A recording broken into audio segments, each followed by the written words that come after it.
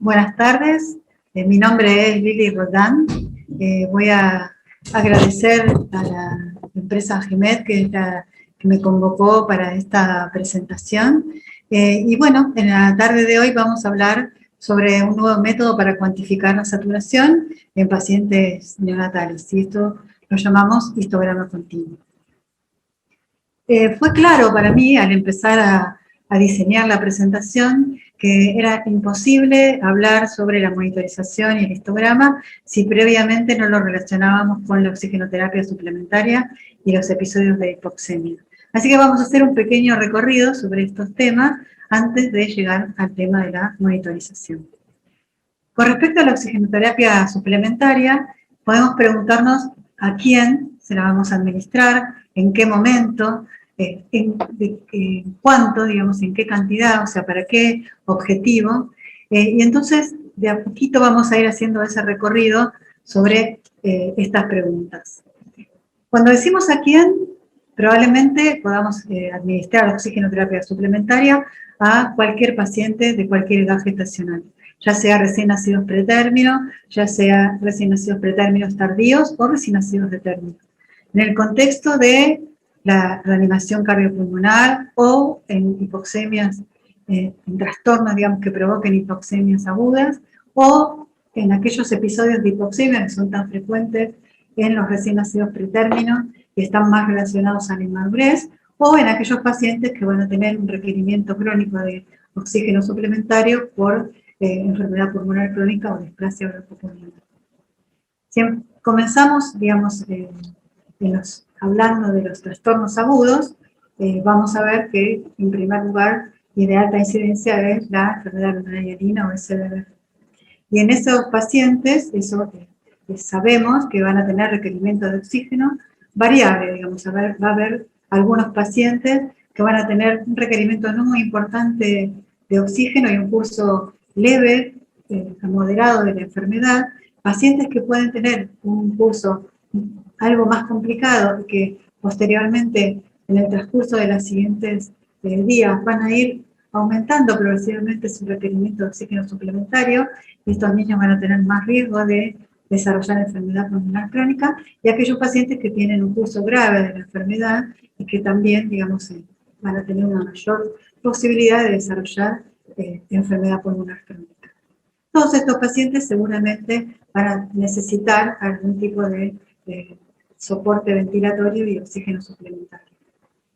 También, digamos, si salimos del agudo y pensamos en las enfermedades, la displasia broncopulmonar, sabemos que va a tener un componente, digamos, en su desarrollo prenatal, un componente de injuria y reparación que sucede, digamos, en las primeras instancias, y una evolución a largo plazo que también puede comprometer el desarrollo pulmonar.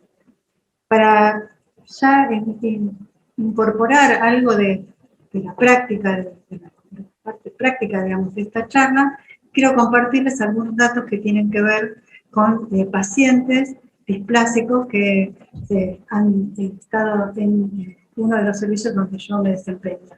Y en esos pacientes, digamos, que han tenido una displasia severa, la mediana de la edad gestacional fue 26 semanas, el peso de nacimiento fue 746 gramos, y la mediana de días de requerimiento de oxígeno fue de 89.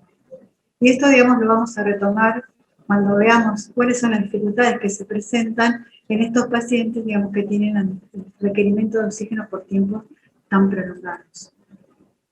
Y por último, digamos, ya hablamos del agudo, hablamos de la enfermedad pulmonar crónica, y por último nos vamos a referir a estos episodios de hipoxemia intermitente que tienen frecuentemente los pacientes recién nacidos prematuros, y que ya, digamos, debemos prestarles atención porque pueden tener repercusión en la evolución de los pacientes a largo plazo. En principio, digamos, hay distintas publicaciones que hacen referencia a estos episodios, y me parece interesante, si bien este es un trabajo, digamos, que se refiere a un escaso número de pacientes, es interesante ver que la cantidad de episodios que se presentan en estos niños pueden variar entre 117 y 77 episodios, entre 16 y 252 episodios. O sea, que el número de episodios que pueden producirse en estos pacientes en las 24 horas es realmente elevado. También sabemos que hay una relación entre la saturación basal, digamos, el rango de saturación que el paciente mantiene, digamos, en las 24 horas, y el aumento de la posibilidad de estos, aumenta la incidencia, digamos, de la presentación de estos episodios. El otro punto, digamos, que es interesante es cuándo se producen. Y vemos, digamos, que estos eventos son más frecuentes cuando el paciente llega a la cuarta semana de vida. Pero probablemente esto se relaciona que en estos primeros momentos, sobre todo los pacientes más pequeños, tienen algún tipo de asistencia, inclusive pueden estar en asistencia respiratoria, y que a medida que se van acercando al mes de vida, es el momento en que más número de episodios aparecen, digamos, de hipoxemia intermitente de distintos grados. Y después, progresivamente, este número de episodios va disminuyendo. El otro aspecto muy importante es la severidad de estos episodios. Y estos episodios de hipoxemia intermitente, algunos pueden ser, digamos, de menor duración o menor de profundidad en la desaturación, y otros mucho más importantes. Y si bien aún no está claro, o sea, justamente esta pregunta, digamos, que es lo más importante, digamos, si esto va a tener o no una repercusión a largo plazo, está como planteado que es muy probable, digamos, que aquellos pacientes que tienen episodios que son severos y en alto número tienen un outcome peor que aquellos pacientes que no. Digo entonces que sabemos, si bien muchos de estos datos son observacionales, y puede ser que los pacientes, digamos, que están más enfermos también es probable que tengan hospitalizaciones más largas y mayor número de episodios, pero sabemos que estos pueden estar relacionados a mayor deterioro del neurodesarrollo y mayor riesgo de retinopatía. Y existen publicaciones desde hace tiempo. Esta es una publicación del 2015 que muestra que hay una asociación entre estas hipoxemias y bradicardias y el fallecimiento tardío. Lo que está cubierto ahí es muerte tardía o disabilidad en el recién nacido prematuro. Finalmente, entonces, para cerrar el tema de la oxigenoterapia, sabemos que este oxígeno suplementario que nosotros administramos a estos pacientes tienen un objetivo que es maximizar el tiempo que el paciente se encuentra en rango, porque ya vamos a ver que estas salidas de rango pueden ser hacia arriba o hacia abajo. Entonces, el paciente puede estar sobresaturando o desaturando, y esta combinación también podría ser deleteria, digamos, y producir lesiones en distintos órganos terminales. Es por eso que tenemos claramente, digamos, objetivos de saturación para nuestros pacientes y con límites claros, digamos, de las alarmas de máxima y mínima, como serían, digamos, en este caso para nuestro país, 88% para la alarma de mínima y 95% para la alarma de máxima. El problema es que, como digo, digamos, esta administración de oxígeno a estos pacientes, digamos, que sabemos que pueden favorecer y que van a bajar la mortalidad y menor NEP, se asocia a esta pregunta, digamos, de que si realmente nosotros podemos evitar la hipoxemia y la hiperoxia en estos pacientes. Digamos, hay distintos grupos que se hacen esta pregunta, porque realmente, digamos, mantener el paciente en rango durante, como ya vimos, un promedio de días de 96 y a veces en algunos pacientes más, realmente es dificultoso. Y hay distintos grupos, digamos, que se hacen esta pregunta y publican estas reflexiones sobre si realmente la oxigenoterapia en recién nacidos prematuros, este objetivo que nosotros nos proponemos de mantener el paciente en rango, es evasivo, es esquivo, o sea, no es fácil de lograr.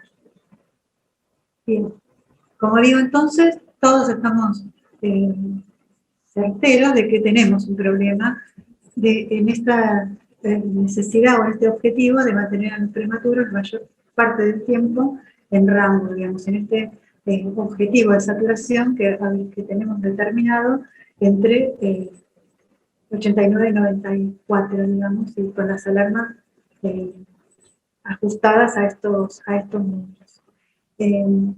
¿Por qué? Porque los pacientes suelen estar o por encima o por debajo, porque tienen un control inmaduro de la respiración, porque tienen enfermedades respiratorias pulmonares, a veces, especialmente los que tienen menor edad gestacional, porque muchas veces están suplementados. Así que realmente no es una tarea dificultosa la de mantener a los pacientes en este rango, y muchos de ellos, como sobre todo, digamos, que son el mayor desafío, son los que tienen un requerimiento crónico de necesidad de administración de oxígeno. Y para eso es, digamos, una de las alternativas para manejar este problema es el monitoreo. Con respecto al monitoreo, sabemos que el monitoreo tiene una historia, digamos, ¿no? O sea, inicialmente se empieza a administrar oxígeno para tratar la cianosis de distintas maneras, digamos, existía hace muchísimo tiempo esto de bandera alta, bandera baja, que era la administración de oxígeno libre en la incubadora. Posteriormente, digamos, obviamente con toda la asociación que se produce, sobre todo de la retinopatía, se entiende que hay que tener una medición del oxígeno que se administra, y aparecen algunos equipos como el TCPO2, para medir la PO2, y finalmente, alrededor de los 90, la oximetría de pulso, que nos permite y nos da cuenta, digamos, de la saturación en forma permanente, la saturación en las 24 horas. Y ahí es donde empezamos también a descubrir que si saturamos a un paciente durante las 24 horas, aparecen estos episodios de hipoxemia transitoria que aún estamos tratando, digamos, de dilucidar cuál es el peso que van a tener, digamos, en la evolución posterior de estos pacientes. Esta saturación continua, digamos, y distintos estudios y metaanálisis, digamos, que hablan de la importancia de mantener este rango de saturación.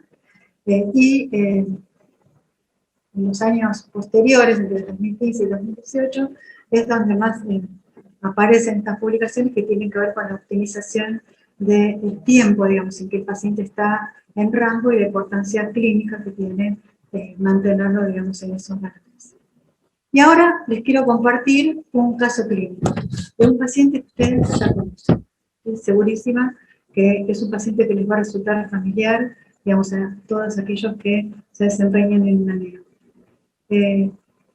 Antecedentes maternos: es una mamá de 39 años, primigesta, monorrena, con una insuficiencia renal crónica medicada, con serologías negativas, y con un embarazo con una maduración completa.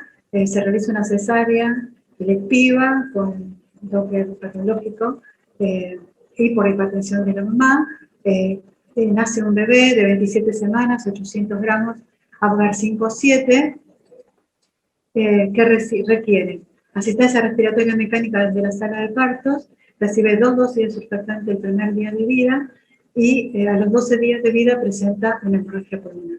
Esta es la placa del primer día, y esta es la placa del día 12 cuando presenta la hemorragia pulmonar. Este bebé permanece 47 días en asistencia respiratoria mecánica, de los cuales 15 días son de alta frecuencia y 32 de convencional. Se extuba a ventilación no invasiva, donde permanece por 29 días, está en cánula durante 33 días, y llega al aire ambiente a los 109 días y edad corregida de 42 semanas. Como dije, inicialmente, digamos, creo que todos conocemos la dificultad de mantener un paciente en rango durante 109 días, que es el tiempo, digamos, que este paciente requirió administración de distintos tipos de soporte. Y los diagnósticos de egreso fueron un prematuro, que ahora tiene 134 días, que es kilo 480, que a su vez tuvo una complicación intestinal en el transcurso de su evolución, que presenta una displasia bronco-pulmonar, que a los 109 días ya no tenía requerimiento, y que está medicado con sildenafil porque tiene concomitantemente, digamos, hipertensión pulmonar. Para esto, digamos, este paciente, entonces, probablemente durante su administración de oxígeno tan prolongada, estuvo monitorizado con un multiparámetro, sabemos que los multiparamétricos nos van a brindar la información de la frecuencia cardíaca, frecuencia respiratoria y de la saturometría, y que podemos, en estos pacientes, digamos, que queremos estar bien atentos a que permanezcan en rango, podemos observar las tendencias. Y estas tendencias, digamos, van a estar representadas en estas líneas, digamos, en función del tiempo, donde podemos, en forma no tan precisa, determinar si el paciente más o menos estuvo en ese rango, si desaturó, a su vez llevamos un registro de los episodios que si requirieron intervención o no, pero digamos, podemos hacer una lectura lineal de estos registros, sobre todo, digamos, de la saturación que presenta este paciente y que nos interesa porque estamos administrando oxígeno suplementario. Lo que vamos a presentar ahora, digamos, es esta posibilidad de tener esta misma determinación a través de un equipo, digamos. En realidad es un equipo estándar que va a mostrar, al igual que todos los otros multiparamétricos, los mismos valores y los mismos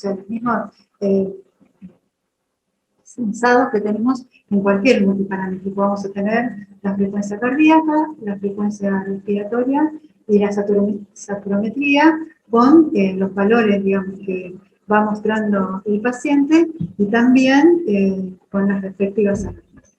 En este caso, disponemos a su vez de una herramienta que es el histograma. El histograma en realidad es una representación de cómo se distribuye la saturación de oxígeno en diferentes rangos, ¿sí?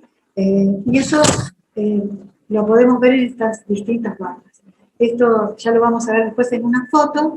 En estas barras uno puede observar que el paciente estuvo, inclusive, digamos, podemos ahí al accionar ver en números, este paciente estuvo, digamos, en 90% o 20% del día, en 39% del día estuvo en 95%, o sea, es la distribución de la saturometría en distintos rangos. A su vez, digamos, en esta misma aplicación, podemos tener estos cursores, ¿sí? Que llevados a los rangos que nosotros tenemos como objetivo, podemos determinar que este paciente, entre el rango de 90% de saturación y el rango de 94%, estuvo el 69% del tiempo. Y por encima de ese rango, o sea, sobresaturando, estuvo el 18% del tiempo. O sea, que este paciente entre 90 y la saturación más alta, estuvo prácticamente el 82% del tiempo del día, digamos, en ese rango. Y eso muchas veces, y ahora lo vamos a ver en las fotos, nos va a permitir decidir o pensar, evaluar, digamos, si este bebé está listo para desafiarlo, para hacer un cambio, digamos, en la administración de oxígeno, para hacer un cambio en el tipo de dispositivo que está utilizando, digamos, suspenderlo directamente. Yo les traje aquí algunas fotos, digamos, de pacientes que hemos tenido utilizando este tipo de herramienta, y bueno, como se ve clarísimo, digamos, este paciente estuvo, digamos, en la mayoría del tiempo en estos rangos que están por encima del 90%. En un paciente, digamos, que, como veníamos presentando, que está entre 90 y 100 días, o sea, que está mucho tiempo bajo la administración de oxígeno, esto nos permite, digamos, tener una evaluación más precisa que la que podemos ver en las tendencias para decidir, digamos, si este paciente está o no en condiciones de hacer un desafío o de empezar de alguna manera el weaning o la salida, digamos, de las terapias que estamos utilizando. A su vez, digamos, esto es una herramienta más, o sea, esto nosotros lo asociamos a la presencia o no de eventos que hayan requerido algún tipo de intervención, y digamos, al estado general del paciente, a otras evaluaciones. Pero en verdad, digamos, es una herramienta que nos resulta francamente útil en esta toma de decisiones, sobre todo para estos pacientes que tienen un requerimiento de oxígeno de forma tan prolongada. Finalmente, quiero compartir con ustedes estas publicaciones que son muy recientes, del año 2020, 2021, en las que se utiliza el histograma para realizar la valoración clínica de los pacientes. Yo solamente me voy a referir a dos de estos trabajos que me parece que son interesantes para compartirlos con ustedes. Este es un trabajo que es canadiense, donde se realizó, digamos, esta cuantificación clínica de la inestabilidad y la saturación, usando justamente los histogramas. Y en este estudio se desarrolló una clasificación de 5 tipos de histogramas, basándose en la diferencia entre el percentilo 10 y el percentilo 90. Se estudiaron 73 recién nacidos con un peso de nacimiento promedio de 1.300 gramos, con una edad gestacional de 28 semanas, y se analizaron 6.000 histogramas consecutivos.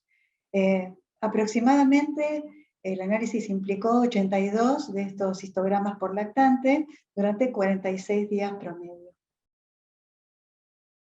Aquí tenemos la representación gráfica, ¿sí? Este es uno de los estándares, digamos, que habíamos visto en las fotos anteriores, donde se ve claramente, digamos, cursores que nos permiten establecer el 10 y el 90, digamos, y ver este paciente en ese rango, donde es el predominio, digamos, donde se acumulan estos histogramas, y aquí abajo la representación gráfica de los distintos tipos que puede tener un paciente de estas representaciones. Y los resultados de este estudio mostraron que los histogramas inestables durante los primeros 7 días en recién nacidos que son de extrema baja edad gestacional, pueden identificar a bebés que están en riesgo de tener un soporte ventilatorio más prolongado, mayor necesidad de oxígeno suplementario y mayor riesgo de requerir apoyo ventilatorio aún a las 40 semanas. Los investigadores concluyen además que en este momento visualizar, describir y documentar la inestabilidad de la saturometría es posible, digamos, con este tipo de herramientas, y que si queremos mejorar la administración de oxígeno, debemos prestar atención a recién nacidos que tengan este tipo de representación inestable. Por último, que disminuir la inestabilidad y el tiempo acumulado en el rango hipóxico podría mejorar los resultados en el neurodesarrollo. El siguiente trabajo es la utilización de los histogramas de saturometría para predecir el éxito o no del destete de CPAP en recién nacidos prematuros. Es un estudio de casos y controles que fueron emparejados en un solo centro por edad gestacional. Y se trataba de recién nacidos que tienen 30 semanas, con una FiO2 de aproximadamente 30% y que estaban en plan de ser destetados de CPAP. Los casos fueron aquellos recién nacidos en los que fracasó la suspensión del CPAP dentro de los 7 días luego de su retiro, y los controles fueron recién nacidos que sí fue exitoso el retiro de CPAP en los 7 días consecutivos a la suspensión. Los histogramas se recopilaron en forma prospectiva y se detalló, digamos, la saturometría antes de la interrupción del CPAP. Este estudio se realizó durante un año. Las características basales de morbilidad y clínica entre casos y controles no tuvieron diferencias, y los controles lograron saturometrías más elevadas, entre el 95 y 97, y entre 97 y 100, con una P estadísticamente significativa. Esto, finalmente, la conclusión es que recién nacidos prematuros con SDR que reciben CPAP alcanzaron saturaciones de oxígeno mayores y los que alcanzaron saturaciones de oxígeno mayores tuvieron mayor éxito en el destete de CPAP. Finalmente, para concluir, los recién nacidos prematuros presentan episodios de hipohiperoxia muy frecuentes. A menor edad gestacional, mayor número de episodios. Hasta que estos episodios pueden ser incontables en las primeras 24 horas. La repercusión de estos episodios además está linkeada, digamos, está relacionada a los resultados a largo plazo que presentan estos bebés. Y esta herramienta, que es el histograma, nos puede permitir reconocer la distribución temporal de los rangos de saturación y de la inestabilidad del paciente, valorar el hipo e hiperaporte del oxígeno suplementario y aún del soporte ventilatorio que estamos administrando. Nos puede también permitir valorar la respuesta a los cambios de dispositivos y las factibilidades de este de soporte que estamos dándole a nuestros pacientes. Muchas gracias y quedamos en contacto para las preguntas.